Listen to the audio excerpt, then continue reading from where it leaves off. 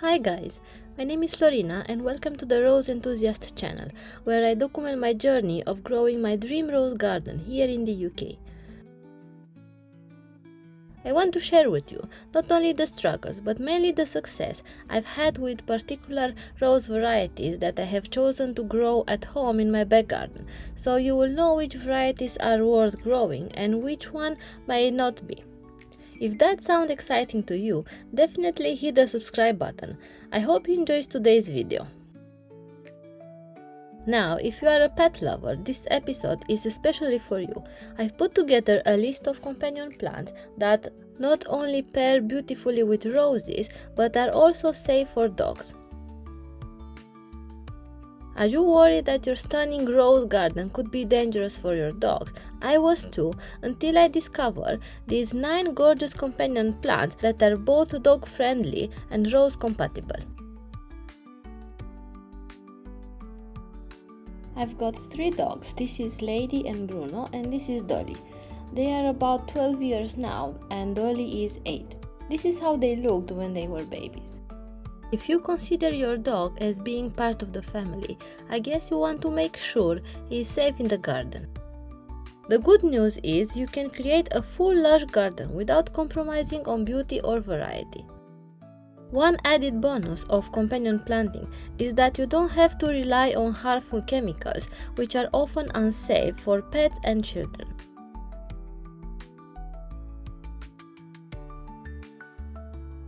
At the end of this video, I've also included a bonus section highlighting a few plants that are extremely toxic, so you will know exactly what to avoid.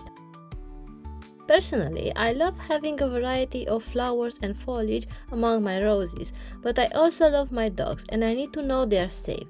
I have done a previous episode on general companion planting for roses, where I explain in more details what makes plants compatible. I'll link it above and in the description if you want to check it out. So if you want to reduce or eliminate insecticides and pesticides in your garden, this companion planting guide is for you. I cannot promise overnight success, but you will slowly start seeing results, and more importantly, you will have the peace of mind knowing you are on the right track and staying 100% organic if that's your goal. All plants from today's list are perennials and they will come back reliably every season with the except of one which will self-seed very often, so you will never be without. I love color and I want to bring as many flowers into my garden as possible, but every time I'm out shopping for new plants, I Google them to see if they are dog friendly or not.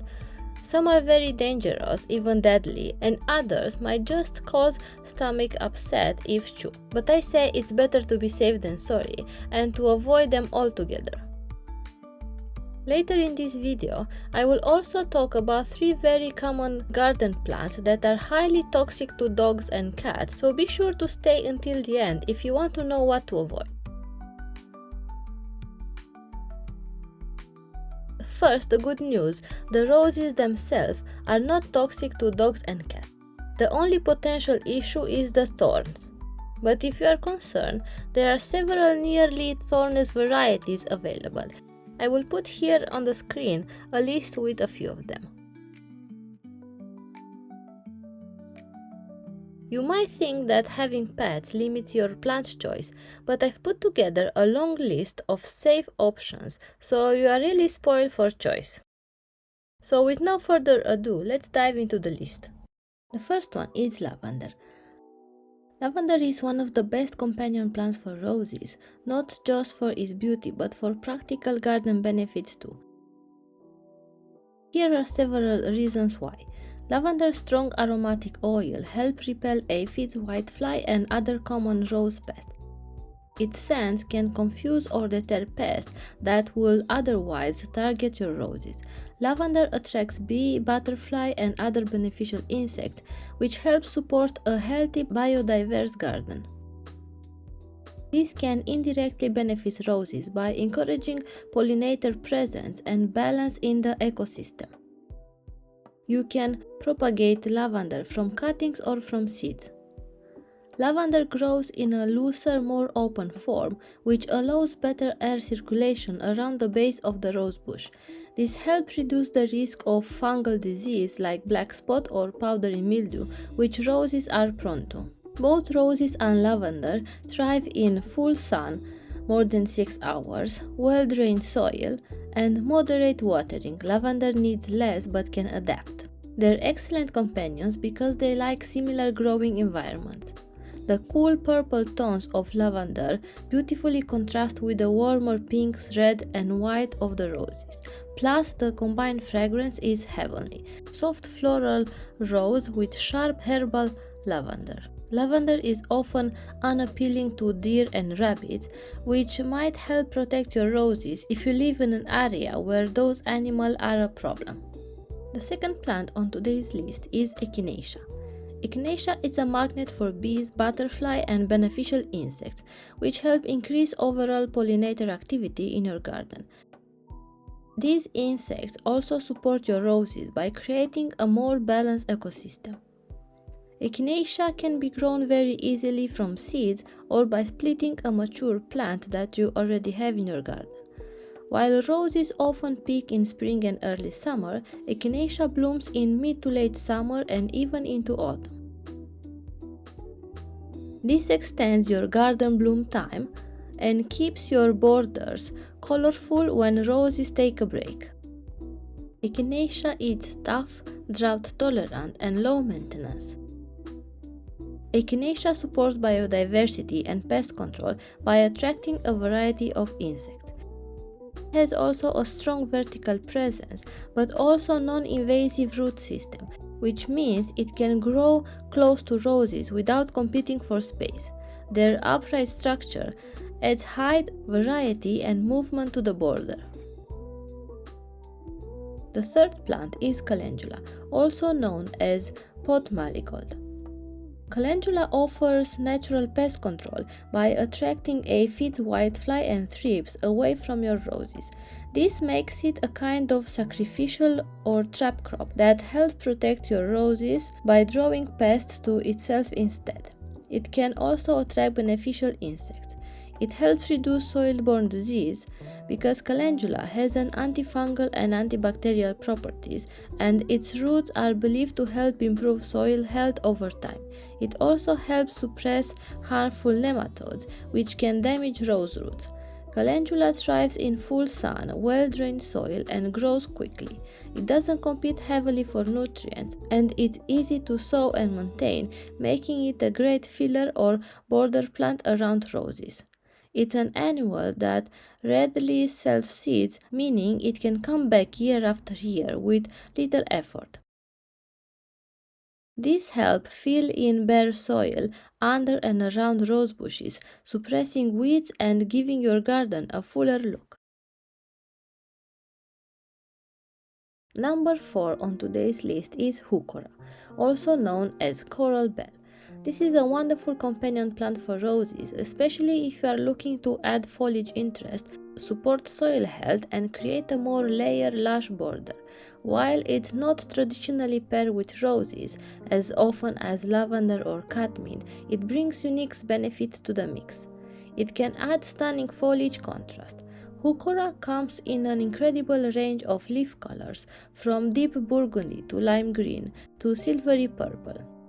These offer year-round color and contrast beautifully with the green foliage and pastel blooms of roses. It helps anchor the rose visually and adds richness to the overall garden design. Heuchera's compact, mounding shape makes it ideal for planting at the base of rose bushes, softening the bare stems and help create a more layered, naturalistic garden look. This is especially useful in cottage style or mixed borders. It can help suppress weeds and protect soil. Heuchera can tolerate partial shade, making it a great companion to fill in shadier spots around your rose beds where sun-loving plants might struggle. This is especially helpful under large rose canopies or in mixed borders. Heuchera is low maintenance and non-competitive.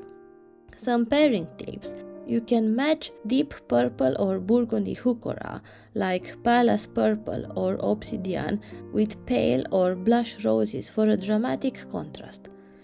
Use chartreuse varieties, like lime marmalade, to brighten shady borders or pair with apricot yellow roses. You can combine soft fillers like Nepida or Salvia for a texture pollinator-friendly planting. The fifth plant for today is Phlox. Phlox, especially creeping phlox or garden phlox, is another excellent companion plant for roses, adding both visually beauty and ecological value to your garden. Depending on the type, phlox can function as a colorful ground cover or a tall, upright partner, complementing rose beauty in cottage-style pollinator or mixed perennial gardens. Phlox can attract pollinators, can extend bloom time with colorful layers, and phlox are fragrant and beautifully together. Some care tips to prevent mildew, a problem both roses and phlox can be prone to. Plant with good air circulation, avoid overhead watering, and consider organic neem spray if needed.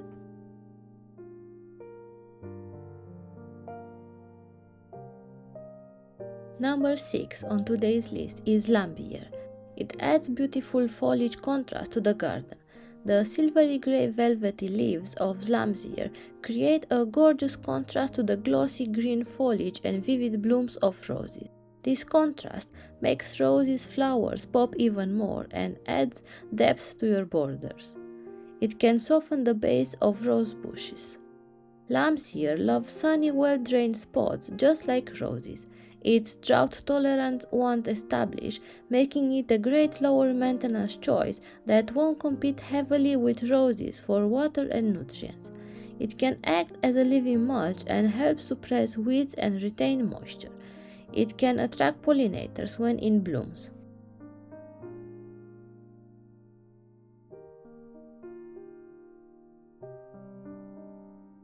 Number 7 on today's list is sweet Alyssum. This plant can attract beneficial insects, act as a living ground cover and weed suppressor. It has a long blooming period and it's self-seeding. And sweet Alyssum, it's not a heavy feeder, so it won't compete with roses for nutrients. It's ideal for border edging, filling spaces between roses, and spilling over pots or raised beds where roses are planted.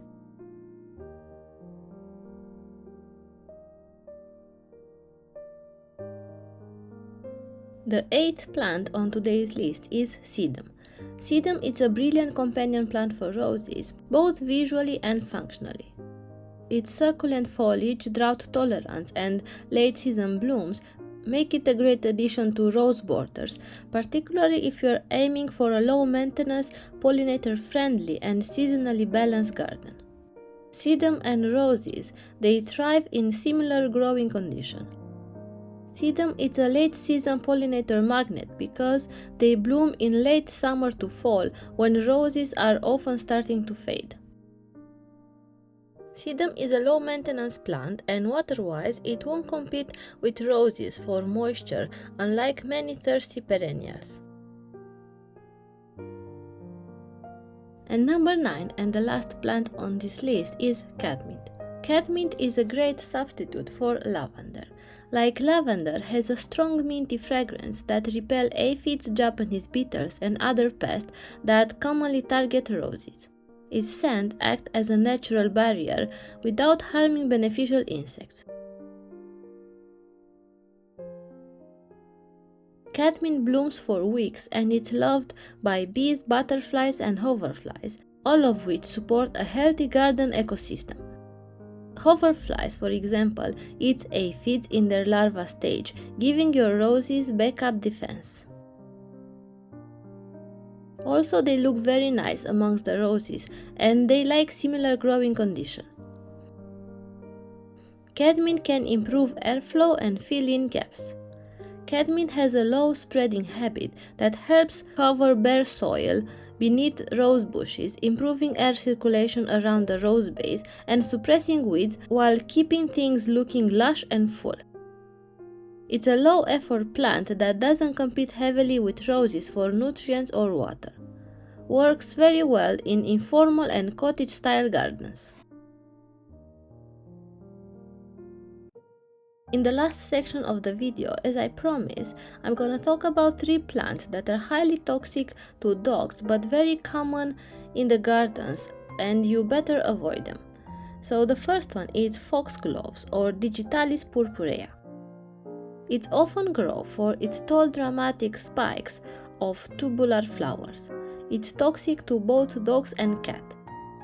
It is dangerous because contains digitalis, a potent cardiac toxin. Even small amounts can cause irregular heartbeat, vomiting, diarrhea, seizure, and death. Even brushing up against or licking traces from their fur can be dangerous for smaller pets, especially cats. The second plant that is highly toxic is lily. They are toxic, especially to cats. Even small amounts can be fatal. Some species are also mildly toxic to dogs. Ingesting petals, leaves, pollen, or even water from a lily vase can lead to acute kidney failure in cats. Common types are Easter lily, tiger lily, and daylily. The third plant that you should avoid is oleander. It's toxic to both dogs and cats. Contains cardiac glycosides that affects the heart. Ingestion can lead to severe vomiting, slow heart rate, heart arrhythmias, or death. All parts are toxic, including dry leaves and flowers. If you notice symptoms or suspect your pet has ingested any of these, contact your vet immediately and seek medical advice. If you want to learn more about this subject, I have created a PDF guide with 18 companion plants for roses that are safe for dogs. In that guide, you will learn what are the benefits of growing them amongst the roses. The benefits can be regarding pollinators, pest control, soil health, and you will also learn about tips for planting combination and how to integrate them in the flower border design. This guide also contains a section with 6 highly toxic garden plants for dogs and cats, why you should avoid them, what are the symptoms and how they can affect your pet, and what to do if your dog has accidentally already eaten some of these. This guide is for sale on Etsy. Please check the link in the description below if you are interested. For a month after publishing this video, you can purchase this guide at half price using promo code YouTube25 or click the link in the description. Give this video a thumbs up if you want to support the channel and let me know in the comment below what is your favorite companion plant to have amongst your roses. Thank you for watching, and if you want to keep learning about rose companion planting, click here. I have created a playlist just for you. Subscribe to the channel if you haven't already, and see you in the next video. Bye!